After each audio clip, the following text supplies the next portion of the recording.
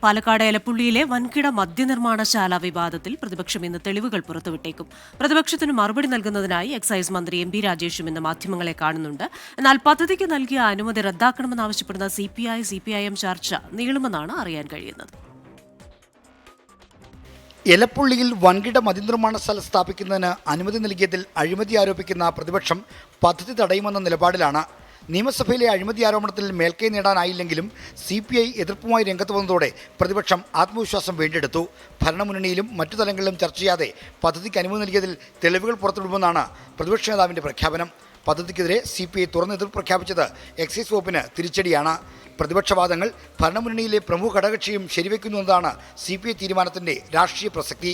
CPIയുടെ എതിർപ്പിനെപ്പറ്റിയുള്ള ചോദ്യങ്ങളിൽ നിന്ന് ഒഴിഞ്ഞുമാറുന്ന എക്സൈസ് മന്ത്രി എം പി രാജേഷ് ഇന്ന് പ്രതിപക്ഷാരോപണങ്ങൾക്ക് മറുപടി നൽകാനെങ്കിലും മാധ്യമങ്ങളെ കണ്ടേക്കും. പദ്ധതിക്ക് നൽകിയ പ്രാരംഭാനുമതി റദ്ദ് ചെയ്യണമെന്നാവശ്യപ്പെട്ട് CPM നേതൃത്വത്തെ കാണാനാണ് CPIയുടെ തീരുമാനം. എന്നാൽ CPI കൂടിക്കാഴ്ച വൈകിയേക്കും. ഇരു പാർട്ടികളുടെയും നേതാക്കൾ സ്ഥലത്തില്ലാത്തതാണ് കൂടിക്കാഴ്ച നീളാൻ കാരണം. പാർട്ടി സമ്മേളനങ്ങളുമായി ബന്ധപ്പെട്ട CPI സംസ്ഥാന സെക്രട്ടറി MV ഗോവിന്ദൻ മലബാറിലാണ്. CPI സംസ്ഥാന സെക്രട്ടറി വിനോദ് വിശ്വം ദേശീയ എക്സിക്യൂട്ടീവ് യോഗത്തിൽ പങ്കെടുക്കാനായി ഇന്ന് പുലർച്ചെ വിശാഖപട്ടണത്തേക്ക് പോയി.